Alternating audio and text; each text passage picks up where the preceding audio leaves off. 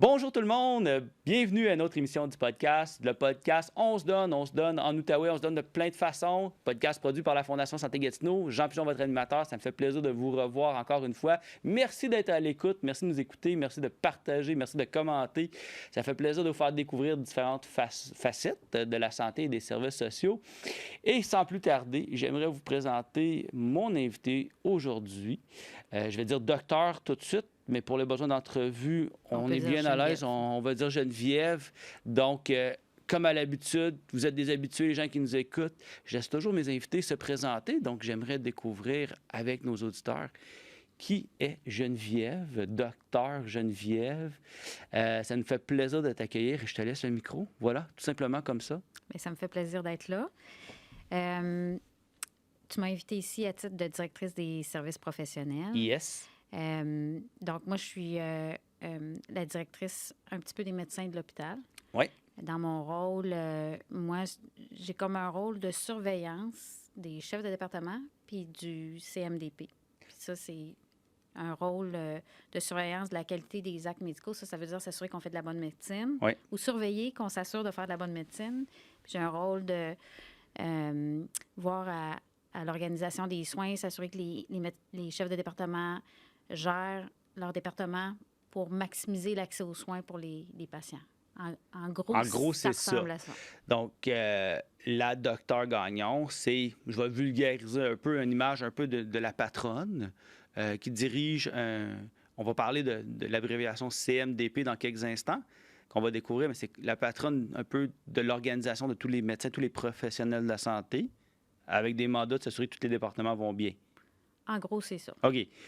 Combien de départements qu'on parle? On a 13 départements. 13 départements, donc 13 chefs de département. Oui. Puis ton titre, je ne veux pas faire d'erreur, c'est, on dit la DSP, là, mais c'est la Direction des services professionnels, c'est bien ça? Et de la pertinence clinique. Et de la pertinence clinique, Exact. un petit bout qui manquait. Pertinence clinique, on définit ça comment? C'est l'art de s'assurer que quand on donne des soins de santé, ils sont donnés au bon moment, à la bonne personne, dans le bon contexte. Par exemple, puis je te dirais là, qu'en ce moment, c'est un dossier qu'on travaille beaucoup à l'interne, là, mais par exemple, est-ce que tu as besoin vraiment d'une radio quand tu te présentes à l'urgence parce que tu es essoufflé? Donc, la pertinence clinique, c'est s'assurer qu'on pose le bon geste médical au bon moment. Je comprends. C'est intéressant. C'est un enjeu. C'est de l'efficience, dans le fond, là, vraiment. Même pas ça. Là, si tu veux qu'on aille là, on peut aller là, mais ça, c'est un sujet en soi.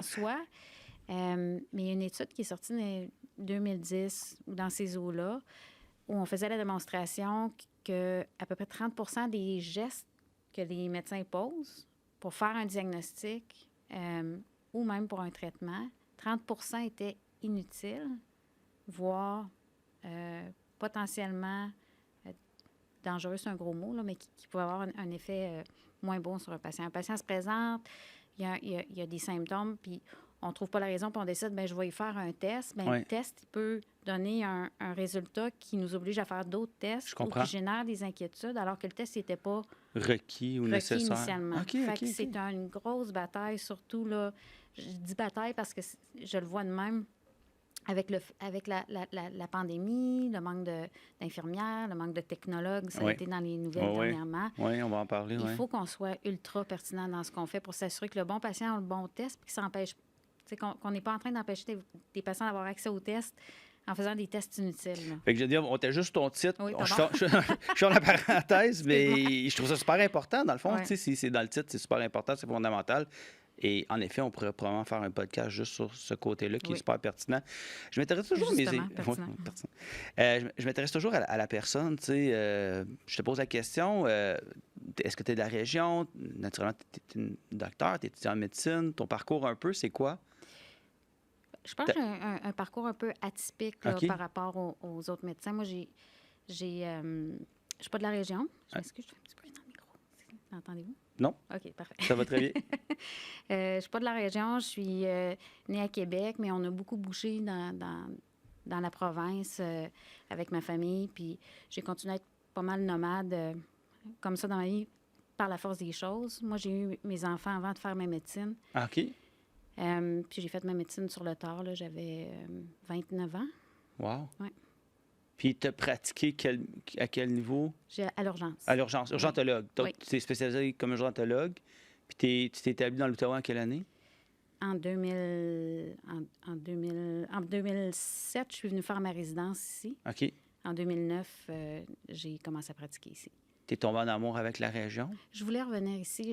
J'habitais ici pendant mon secondaire. Ben, la fin du primaire secondaire, j'étais ici. Mes parents étaient dans la région. OK. Mes enfants étaient en 3e année quand j'ai décidé de revenir parce que je voulais être proche de ma famille. OK. Ouais. Super intéressant. Je connaissais pas cette facette-là. Puis ben, moi, je dis toujours, c'est la plus belle région du Québec, l'Outaouais, donc c'est normal de s'établir ici. C'est une super région, oui. Absolument. Oui. Ce que je trouve intéressant, c'est de savoir le rôle que tu as, puis aussi les fonctions que tu as occupées dans ton historique. D'être à l'urgence, je pense que vous êtes la porte d'entrée de plein de choses. Vous voyez tout. Tu as dû voir plein de choses, puis tu es sûrement très, très au fait. Là. On entend présentement dans les médias, en fait, c'est pas nouveau d'aujourd'hui, mais aujourd'hui, c'est très présent. Là. Une crise qu'on parle, que tu fais référence au niveau des technologues en imagerie médicale, de plein de solutions qui sont envisagées. Bon, il y a un peu des solutions temporaires qui vont aider à court terme. Il faut penser à la pérennité de tout ça. Mais c'est sûr que c'est des enjeux que tu as côtoyés sur le terrain avant même dans tes fonctions, de voir quelle est la nécessité d'avoir ces services-là. Puis, Absolument. Je peux te dire qu'on a une gang de médecins vraiment engagés pour défendre l'Outaouais puis la population de l'Outaouais en ce moment. J'aimerais ça aller justement là parce que, bon, on comprend ton rôle, mais tu es en relation directe avec tous ces médecins-là. On disait tantôt, j'ai fait allusion à l'abréviation CMDP. Donc, dans le fond, c'est le Conseil des médecins et des professionnels. Médecins dentistes. Oui, c'est ça. Je te laisse le faire parce que je vais me tromper. Conseil des médecins... médecins dentistes pharmaciens du CIS. Donc, dans le jargon à l'interne, on appelle ça CMDP. Et le CMDP, ça regroupe tous ces professionnels-là de la santé. Et sont regroupés à une table, si je ne me trompe pas, au niveau de l'organigramme, la table des chefs. Donc, chaque département a leur chef, c'est bien ça? C'est 2 entités différentes. OK. Donc, le CMDP a un comité exécutif. Le CMDP, ça regroupe l'ensemble des médecins dentistes pharmaciens qui ont des privilèges. On appelle ça des privilèges. Quand un médecin dentiste ou pharmacien travaille... En fait, le pharmacien, il a un statut, mais on ne va pas se perdre dans les détails. Oui. L'ensemble des médecins dentistes pharmaciens qui travaillent à l'hôpital sont membres du CMDP. OK. Le CMDP a des comités obligatoires qui surveillent différentes choses. La table des chefs, ça regroupe les chefs de département. Chez nous, il y a le chef du DRMG aussi, qui est le chef de la direction régionale de médecine générale, OK. qui regroupe les GMF, les cliniques médicales. Exact. Donc, nous, on a ajouté le chef de DRMG sur la table des chefs et la chef de médecine générale. Au sens de la loi, c'est peut-être des détails, mais au sens de la loi, la table des chefs, c'est les chefs de médecine spécialisée. Mais bref, cette table des chefs-là, elle est distincte du CMDP parce qu'elle a des fonctions différentes. Okay. Au CMDP, on gère, comme je disais, la responsabilité première du CMDP, c'est de voir à la surveillance de la qualité des actes. Donc, s'assurer qu'on fait une médecine, de la dentisterie, de la pharmacie, de qualité. Fait qu'il y a un comité de pharmacie. Mais juste sur ce que tu viens de dire, là, puis je pense à l'actualité présentement, vous ne devez pas manquer de points à l'ordre du jour là, de vos comités. Là.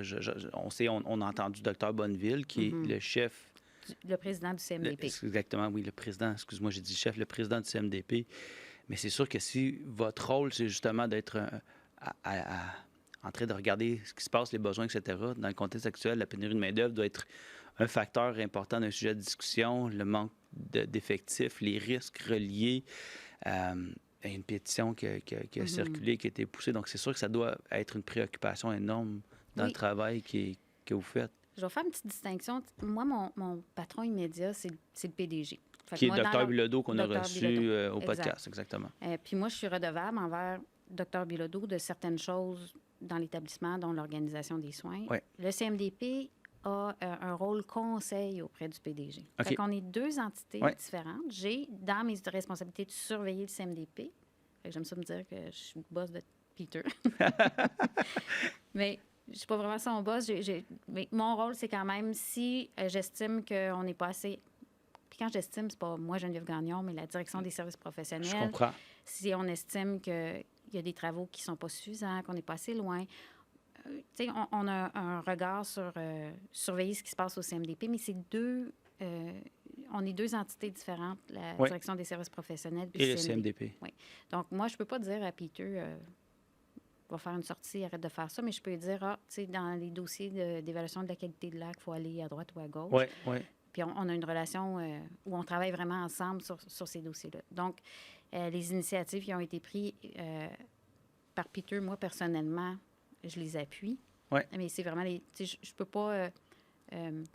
c'est vraiment Peter qui a pris ces initiatives-là puis qui ramasse les troupes pour faire avancer le dossier. Là. Je comprends.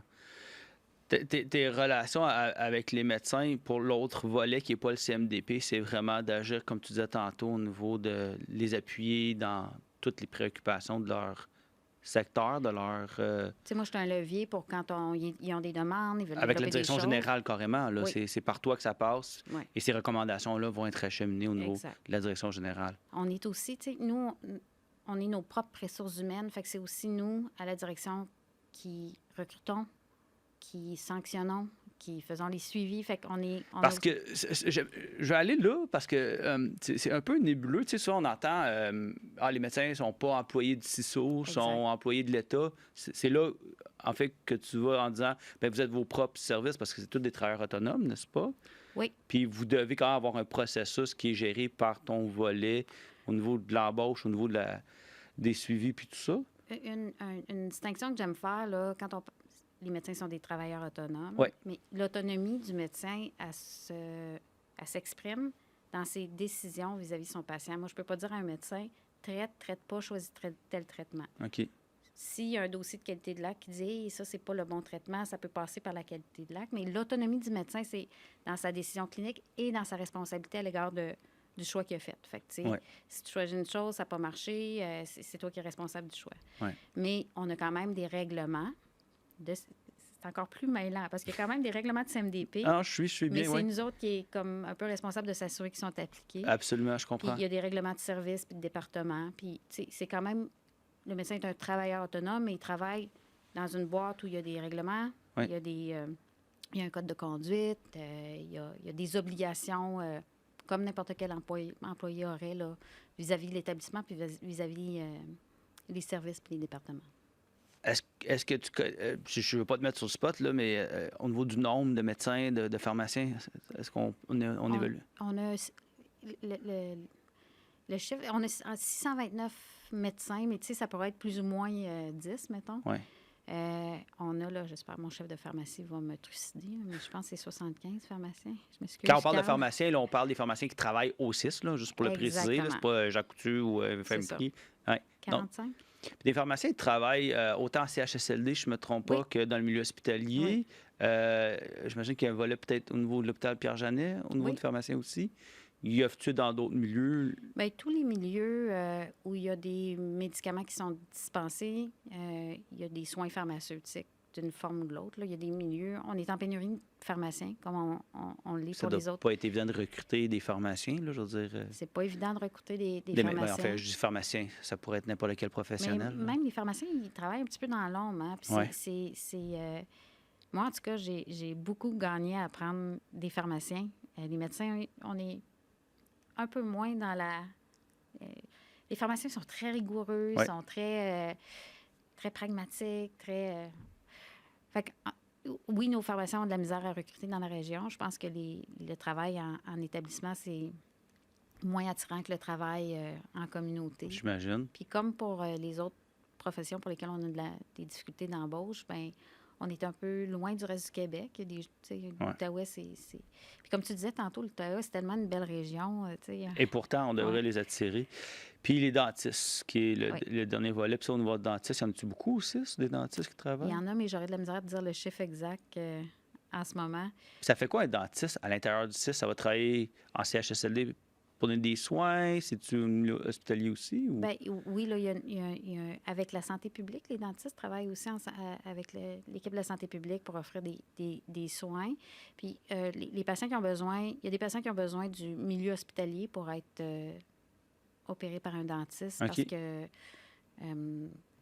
Conditions particulières. conditions comme le patient ne peut pas tolérer une procédure sans être anesthésie. Ah, je Il y a- comprends. il y a des, il y a des Des cas. contextes où ça OK. prend le milieu hospitalier pour C'est opérer. intéressant.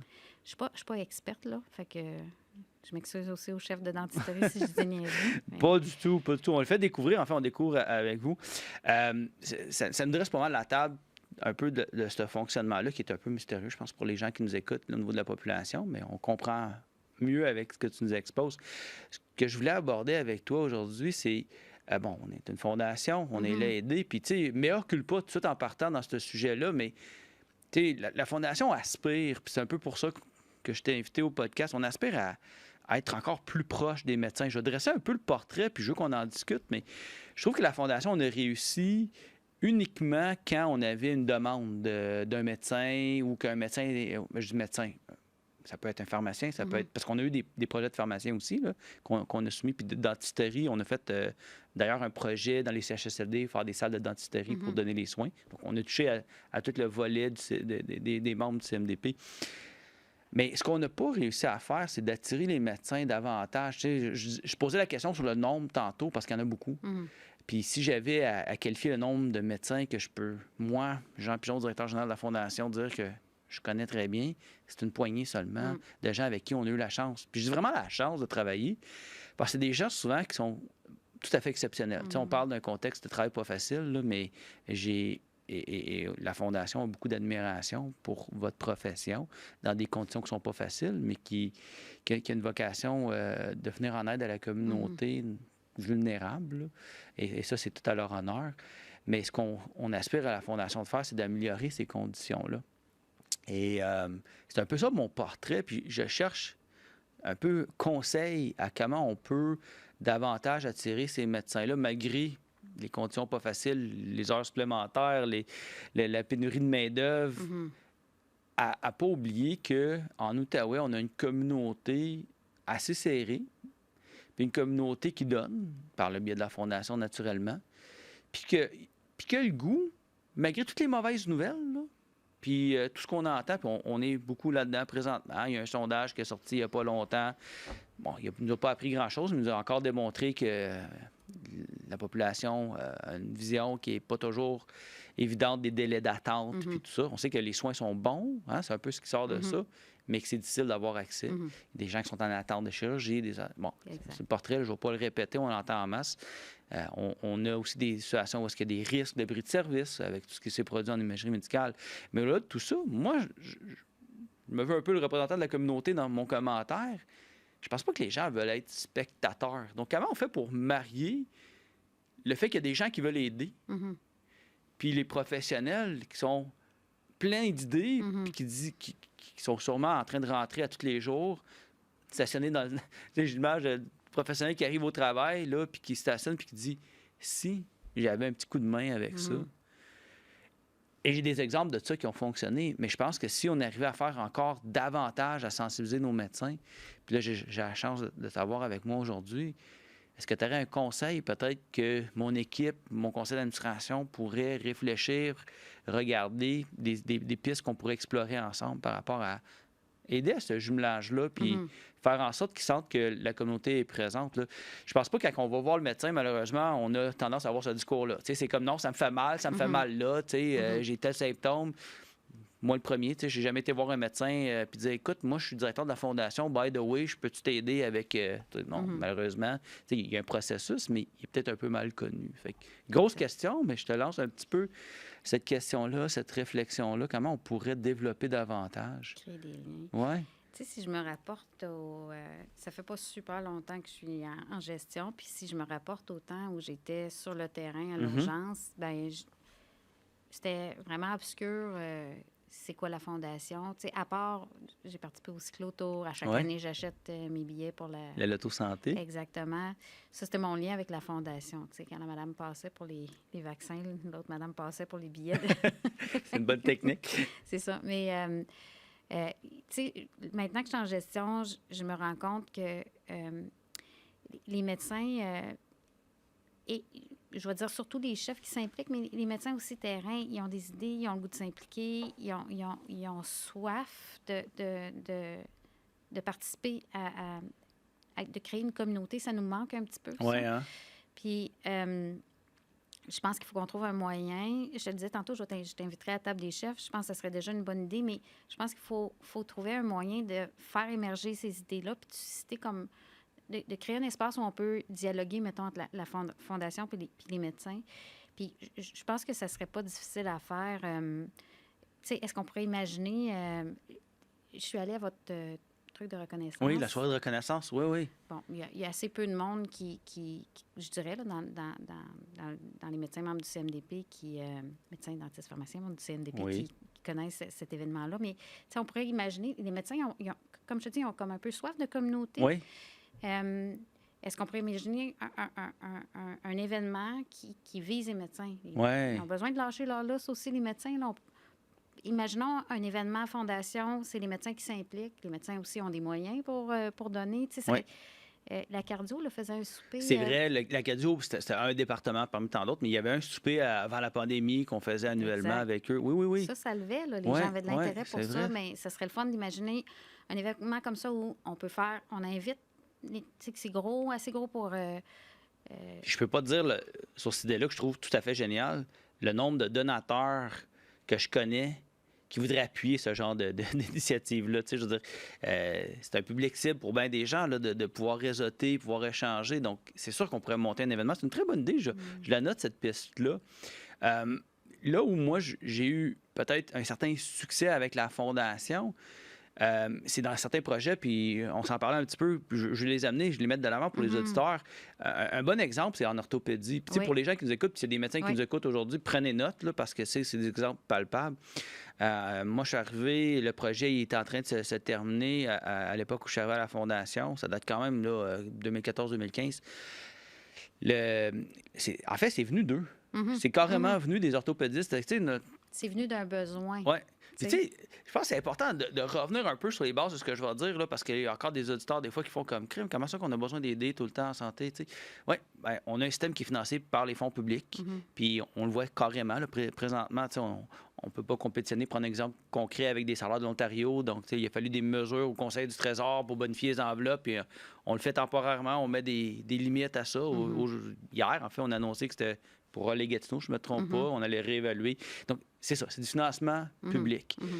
Quand on va avoir la valeur ajoutée, j'allais prendre un mot anglophone, le beyond and above, d'aller au-delà de ce qu'on a de kit de base, ben c'est là où la communauté peut aider. Puis c'est ça l'exemple un peu avec l'orthopédie. Il y avait des locaux, un espace, mais les orthopédistes, on pourrait le rendre optimal. On pourrait acheter des équipements qu'on n'a pas nécessairement, puis les limites budgétaires ne nous permettent pas d'avoir. On pourrait carrément... C'était aussi simple que refaire des planchers puis repeinturer les murs, là, dans leur cas, et de rendre cet environnement-là plus plaisant, pas juste, je le spécifie, pour les médecins, mais pour l'équipe. Exactement, puis pour les usagers. Tu t'en vas à l'hôpital, puis la salle a de l'air malade, là. La salle d'attente a de l'air malade. Les pattes des chaises, ils sont en train de s'évanouir. C'est pas très inspirant comme concept, tu sais. Puis je pense que c'est important aussi de le prendre en compte. Puis c'est là où la Fondation, pour ceux qui ont utilisé les services de l'orthopédie, vont comprendre exactement ce que je dis. C'est une des plus belles, salle d'attente de l'hôpital de Hull. Mis à part l'urgence qu'on a aussi rénové, on pourrait en parler, mais c'est un des secteurs dans lesquels tu as travaillé puis que la Fondation contribue aussi. Mais c'est ça qui est intéressant. On rehausse puis on amène. Et l'impact que ça a eu pour ces équipes-là, c'est que ça l'aide à la rétention. On ne veut pas les perdre. Ça procure un environnement qui aide au recrutement aussi. Il y a un autre exemple qui est en pathologie. En pathologie, c'est un gros projet. Là. Celui-là était presque $1 million où ça ne touche pas juste les médecins, mais c'était la chef du département qui est venue nous voir. Puis on dit, écoutez, ça, c'était particulier parce que c'est une des rares fois où on nous a fait découvrir, visiter à la Fondation avant de réaliser le projet. Puis c'était encore là comme, je vais dire le mot correct. Tu vois que c'est les fonds publics, puis c'est correct. Mais l'image qui m'avait marqué, c'est qu'il y avait une technicienne, je crois, là, je pense que c'est le titre qu'elle a, une technicienne qui Bon, la pathologie, pour les gens qui nous écoutent, c'est l'analyse de tout spécimen bon, j'allais dire des morceaux, excusez-moi, Oui, je veux guérir, des petites bouchées. des petites bouchées de notre corps qui doivent être analysées bien Oui. souvent pour savoir s'il y a un cancer ou pas. Et des fois, ça peut être tout petit, des fois, ça peut être un organe au complet, etc. Et dans ce cas-ci, la technicienne était en train, parce qu'il faut qu'il coupe sur des lamelles pour regarder au microscope, il fallait qu'il coupe le spécimen. Et moi, ça m'avait marqué que la technicienne devait identifier chaque plaquette un par un. Donc, tu sais, disons, c'est 0001, 0002, avec un genre de crayon, là. Et j'étais comme, Kim, elle doit perdre du temps à chaque jour parce que ce spécimen-là avait 42 lamelles. Mon Dieu. Oui. Puis là, elle me disait, ben, tu sais, c'est rien, ça. Il y en a qui en ont une centaine, il y en a qui en ont 3, 4. Et là, je dis, ben, et la chef du département qui me regarde, dit, sais-tu quoi, qu'est-ce qui existe, mais qu'on ne peut pas nous financer? Je dis, c'est quoi, s'il vous plaît? Elle dit, c'est un graveur de lamelles, c'est un graveur de cassettes, et ça se fait automatiquement. Ben, je dis, si on fait ça, la technicienne n'a plus à faire ça. C'est un exemple tellement simple, tellement banal, mais je trouve qu'elle est. Elle nous projette dans. Je peux t'en donner un autre qui ressemble à ça, Ouais. plus récent. La Fondation a subventionné l'achat de machines qui s'appellent Deepak Vision. Oui. Ah, quel bon exemple. Je te laisse aller là-dessus, c'est super intéressant. C'est le même oui. principe Oui. où c'est une machine qui vérifie là, les emballages de médicaments. Il y a des gros volumes de médicaments qui sont préparés à chaque jour. Je pense que la Fondation a subventionné l'achat de 2 machines Olgatino. Oui, c'est une machine qui coûte, je me souviens, assez cher, là. On parle dans les centaines de milliers de dollars, là. Puis de mémoire, on a fait la pharmacie de l'hôpital de Hull et de Gatineau. Exact. Puis je pense qu'on a des nouveaux projets qui sont en train de soit démarrer ou qui sont en démarrage, là. Fait que ça a de l'air, tu sais, c'est une machine, on ne connaît pas trop ça, puis le patient ne sera pas en contact avec la machine, mais ce que la machine fait, c'est qu'elle fait de la vérification automatique, ce qui réduit grandement les risques pour les patients, parce que quand c'est un humain qui vérifie, qui fait un geste répétitif, bien, on se fatigue, on peut en manquer. Puis en plus, on se blesse à force de faire le même geste, mais la machine a améliorer la sécurité pour les patients, puis diminuer les risques de blessures pour les travailleurs. Fait que c'est pour C'est super puissant comme image encore, ce que tu viens de dire, parce que, tu sais, j'entends tout ça, puis comme citoyen résident de la région, quand j'entends qu'il manque de monde, tu sais, je me dis, on peut-tu s'assurer que le monde qu'on a, il se blesse pas, il ne soit pas fatigué?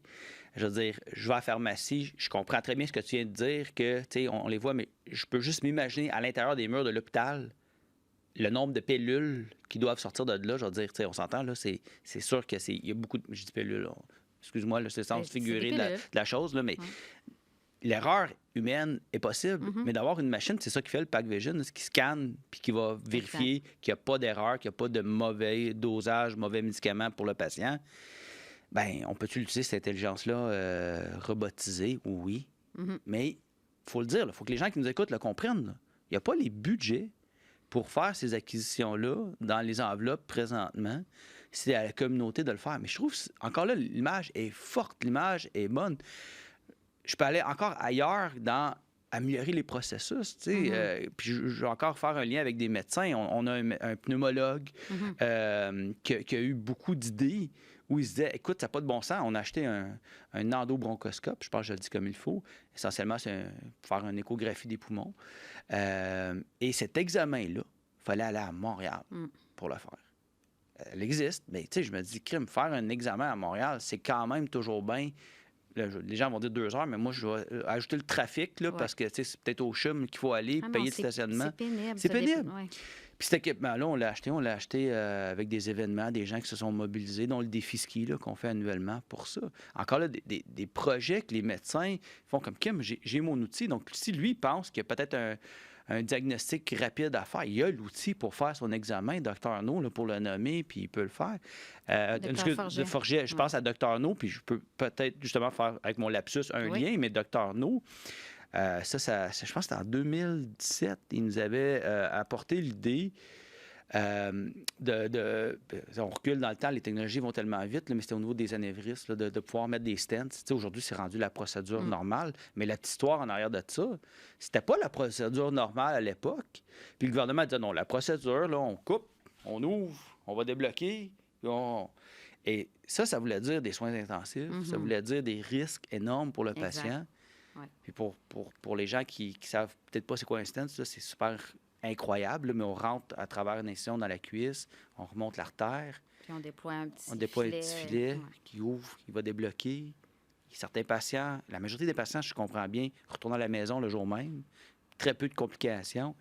Mais ça demandait, c'est peut-être banal, mais ça demandait une vision, tu sais, quelqu'un qui avait une idée. Mais Initiative, ouais. puis du financement. Puis dans ce cas-là, c'est quand même incroyable. C'était un donateur qui avait tout financé. Il était tellement convaincu de ça, M. Marois, pour le nommer, avait dit, moi, je crois là-dedans, on va regarder. Puis on avait fait un projet pilote qui avait convaincu, en fait, de prendre cette procédure-là dorénavant. Donc, c'est ça, je trouve, qui est intéressant. Puis j'espère vraiment, si notre podcast aujourd'hui peut tomber dans l'oreille de un ou une médecin, du six, une pharmacienne, dentiste, pas les oublier. Ben, c'est sûr qu'on va faire rayonner ça. Là. Moi, les médecins, tu sais, les médecins sont obligés de faire de la formation continue. Ouais. Ils fréquentent les congrès de leur spécialité, ils lisent des revues médicales, puis ils ont des idées, puis ils ont souvent, les chefs ont de la vision pour leur service puis leur département. C'est sûr que c'est ça qu'il faut faire mousser. Absolument. Là, parce que c'est toujours avec... Je me trompe pas quand je dis que c'est toujours avec la vision d'améliorer les soins pour les patients. C'est plus sécuritaire de cette manière-là. Il y a moins de...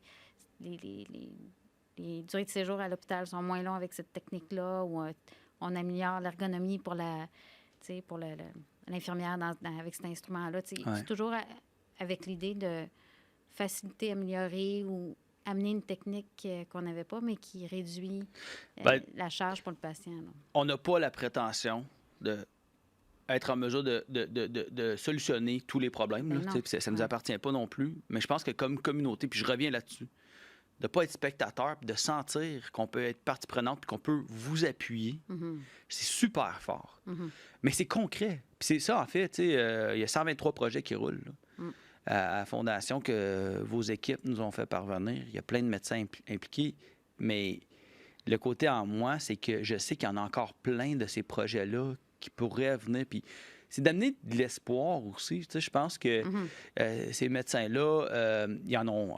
tu sais, j'en conviens, là, je ne peux pas m'imaginer le workload. Là. J'ai bien des termes anglophones aujourd'hui qui me viennent à l'esprit, mais la charge de travail qu'ils ont, que vous avez. Mais je pense qu'il y a de l'espoir avec une communauté, puis on leur a dit, puis on va le dire encore, mais l'Outaouais, c'est une belle région. C'est une région que la population... prend soin d'elle, puis on a la capacité aussi financière, il faut le dire, on est une région quand même prospère. Il y a des gens qui ont la capacité de faire des dons, puis qui le font, puis la preuve, c'est tout ce qui arrive à la Fondation. Contribuer. Tu mentionnais que tu as roulé au cyclotour, c'est une vague d'amour incroyable. Puis d'ailleurs, faire le parallèle avec ce que je dis, c'est que les médecins aussi peuvent mobiliser beaucoup. Tu sais, on a la chance pour le cyclotour d'avoir une radio-oncologue très impliquée avec nous. Et elle a mobilisé les équipes qui travaillent avec elle, elle a mobilisé sa famille, et ils ont beaucoup d'influence, ils ont beaucoup de leadership, puis je pense que c'est normal, là, ça vient un peu avec aussi je sais pas qu'est-ce qu'on a dans notre ADN, mais pour moi, ça fait partie de notre ADN. Quand on rencontre un médecin, il y a un peu ce respect-là de la profession puis des connaissances qui sont là. Un petit peu comme quand moi je rencontre le plombier. J'ai du respect parce que je sais qu'il va régler mon problème. Pour régler ton problème, bien, c'est vrai. Puis tu sais, veux pas. Bon, l'image avec le plombier, je comprends tout à fait, mais quand on a quelque chose qui ne va pas, on veut au plus vite le régler. Puis je pense que c'est notre appréciation qu'on a. Puis on dit toujours quand la santé va, tout va. Hein? Donc, si on peut appuyer, c'est ça le message. Et puis je veux souligner là, que c'était pas... je blague pas, là. J'ai beaucoup de respect pour les professions. Là. C'était pas une blague pour dénigrer les plombiers. Pas du tout. Je l'ai pas perçu comme ça. C'est une bonne analogie. J'ai de l'admiration pour les gens qui maîtrisent leur profession ou leur art, que ce soit un plombier, un électricien ou un médecin. Absolument. Ou un cuisinier. C'est fascinant de voir quelqu'un qui maîtrise ce qu'il fait. Puis quand tu es particulièrement vulnérable quand tu vois un médecin parce que tu as habituellement besoin d'aide pour ta santé, c'est très près de toi. Là. Fait que je comprends. L'image, encore là, que tu me lances est forte. Moi, dans ce que tu disais, je vois un peu comme l'artiste. C'est des artisans, c'est des artistes. Et quand on leur donne les outils aux artistes, on ne peut pas demander à un Picasso de nous faire un tableau sans avoir les outils pour le faire, là, qui peint avec un pinceau, avec une truelle ou peu importe, ça prend ces outils-là. Mais c'est la même chose pour nos professionnels de la santé. Et je pense que comme population, ce qui est intéressant d'entendre, c'est qu'on peut le faire. il y aura des rapprochements à créer dans le temps. Je pense qu'il y en a déjà. Je ne néglige pas tous les exemples que j'ai donnés aujourd'hui. Mais il y a une aspiration à la Fondation qui est importante de comprendre, c'est que la Fondation voit grand. Puis le message qu'on veut lancer à vous, c'est qu'ensemble, c'est un peu dans la thématique de notre podcast, là, on se donne ensemble et on peut ensemble arriver à transformer. Je pense qu'il ne faut pas juste se fier sur les fonds publics, il faut également se fier sur notre communauté pour aider. Et c'est le message que j'espère qu'il sera bien entendu, puis qu'on va pouvoir travailler ensemble. Je m'engage à travailler avec toi pour qu'on puisse aller propager. On est rendu là dans notre développement auprès de vos équipes, puis qu'on puisse les sensibiliser à tout ça. Puis le podcast aujourd'hui, c'est un bon pas dans cette direction-là. Je te remercie beaucoup, Geneviève, pour être passée au podcast. C'est vraiment apprécié ton temps. J'imagine que tu es super occupé avec tout ce qui se passe. Mais qu'on aborde déjà, ça ne sera probablement pas la dernière fois qu'on va se parler. Puis on va peut-être pouvoir ramener encore dans les futures émissions des exemples concrets. Parce qu'il faut le dire, pour qu'on demeure encouragé comme population, il faut voir du concret. Il faut voir de l'impact concret. On a donné quelques exemples aujourd'hui. Puis, que ce soit, la pathologie, malheureusement, les gens ne peuvent pas aller dans les laboratoires de pathologie pour le constater, mais quand on parle, par exemple, des améliorations au niveau de l'orthopédie, bien, on est capable de voir l'impact. Merci encore. Ça me fait plaisir. Puis, à bientôt. On se dit à bientôt. On va sûrement se recroiser. Je vous dis également à vous, merci. Merci de nous avoir écoutés aujourd'hui. Merci d'avoir pris le temps de découvrir avec nous, avec Dr Gagnon, ce qui se passe dans ton secteur. C'est vraiment apprécié. Puis, si ça peut inspirer des gens à nous aider, à se donner ensemble, à en faire plus, et tout particulièrement à nos professionnels, à nos médecins, nos dentistes, nos pharmaciens. Si vous êtes à l'écoute, on est tellement facile à rejoindre la Fondation. On est à un courriel, un appel, un texto à la limite de distance, puis on a une relation avec toi, Geneviève, qu'on peut facilement être en communication. Qu'on va travailler. Donc, longue vie à cette relation-là pour le futur. Merci encore à vous d'être à l'écoute. Comme je le dis à chaque fois, s'il vous plaît, partagez, commentez et également, faites vivre ce podcast-là à travers les ondes. Ça nous fait grandement plaisir que vous soyez à l'écoute et à la prochaine.